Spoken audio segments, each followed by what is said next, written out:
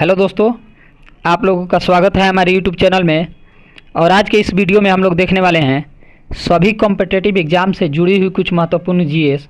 और मैं बता दूं कि आज का वीडियो आप लोग के लिए बहुत ही खास होने वाला है, क्योंकि यहाँ से प्रश्न आने की संभावना है और ये प्रश्न बहुत ही इम्पोर्टेंट प्रश्न है।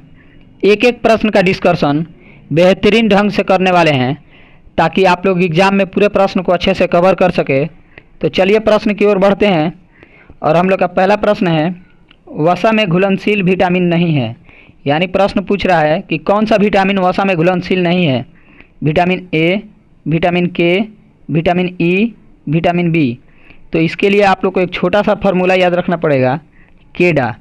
केडा का मतलब हुआ विटामिन के, vitamin E, vitamin D, vitamin A. ये जो केडा है, तो केडा सिर्फ वसा में घुलनशील होता है।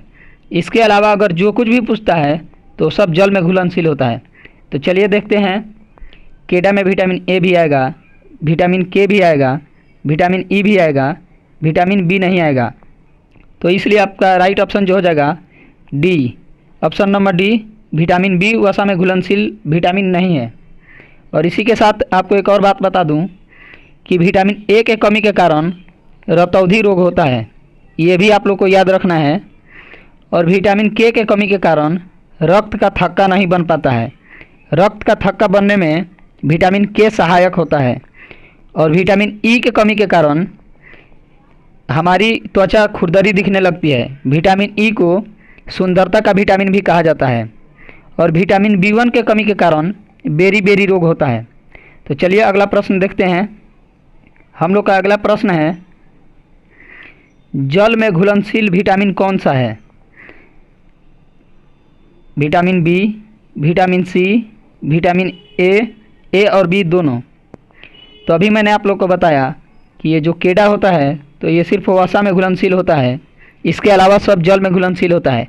तो केडा में ए है तो ए तो बिल्कुल भी नहीं होगा, बी और सी होगा, यानी ऑप्शन डी सही है।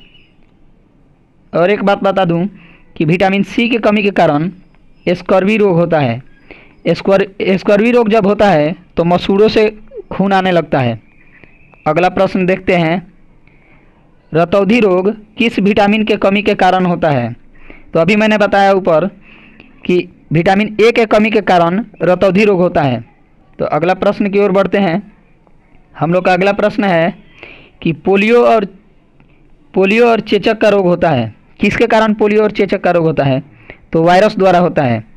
और वायरस द्वारा एक और बहुत ही महत्वपूर्ण क्वेश्चन बार बार एग्जाम में पूछा जाता है, एड्स। ये भी आप लोग को याद रखना है कि जो एड्स है तो यह वायरस जनित रोग है। और प्रोटोजोआ द्वारा एक फेमस बीमारी है मलेरिया। मलेरिया प्रोटोजोआ द्वारा होता है, ये भी याद रखना है आप लोग को। और कवक द्वारा दाग, खाग, खुजली होता है, आप लोग जानते हैं।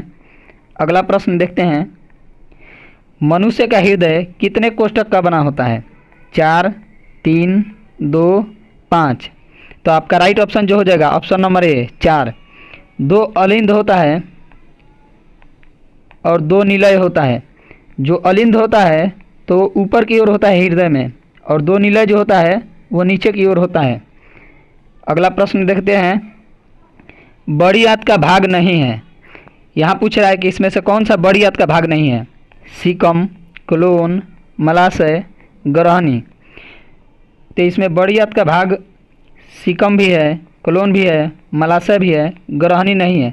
तो ग्रहणी छोटी आंत का भाग है, ये भी आप लोग को याद रखना है। अगला प्रश्न देखते हैं। हम लोग का अगला प्रश्न है, ताप का मूल मात्रक क्या होता है। यहाँ पूछ रहा है कि ताप का मूल मात्रक क्या होता है। Celsius, Fahrenheit, kelvin, joule. तो आप लोग जानते हैं कि ताप को सेल्सियस में भी बताते हैं, फ़ारेनहाइट में भी बताते हैं। और यहाँ पे मूल मात्रक पूछ रहा है तो ताप का मूल मात्रक केल्विन हो जाएगा। अगला प्रश्न देखते हैं। अगला प्रश्न है कि चुंबकीय क्षेत्र का एसआई मात्रक क्या होता है। वेबर, गाउस, टेस्ला, वाट। तो आपका जो राइट ऑप्शन होगा टेस्ला। चुंबकीय क्षेत्र का एसआई मात्रक टेस्ला होता है। और यहाँ पे एक और बात बता दूं कि शक्ति का एसआई मात्रक वाट होता है, ये भी आप लोग को याद रखना है। अगला प्रश्न देखते हैं, पौधे प्रकाश संश्लेषण के दौरान कौन सी गैस मुक्त करते हैं? यहाँ पे पूछ रहा है कि पौधे जब प्रकाश संश्लेषण करते हैं तो कौन सी गैस मुक्त करते हैं? Methane, nitrogen, oxygen, carbon dioxide. तो कार्बन डाइऑक्साइड को तो यूज किया जाता है, ऑक्सीजन को मुक्त किया जाता है। ये आप लोग को याद रखना है। आपका राइट ऑप्शन सी हो जाएगा। अगला प्रश्न देखते हैं और ये बहुत ही इम्पोर्टेंट प्रश्न है। पानी को रोगाणु मुक्त करने के लिए किस रसायन का उपयोग किया जाता है? क्लोरीन, सीसा, घास, नाइट्राइड। तो आपका जो राइट ऑप्शन हो जाएगा ऑप्शन नंबर ए, क्लोरीन। पानी को रोगाणु मुक्त करने के लिए क्लोरीन का उपयोग किया जाता है। तो आज के लिए इतना ही प्रश्न रहने देते हैं, फिर मिलते हैं नेक्स्ट वीडियो में। और अभी तक आपने मेरा चैनल सब्सक्राइब नहीं किया है तो प्लीज़ सब्सक्राइब करें ताकि मेरे वीडियो का नोटिफिकेशन सबसे पहले आप तक पहुँचे। तब तक के लिए इतना ही, फिर मिलते हैं अगले वीडियो में। जय हिंद।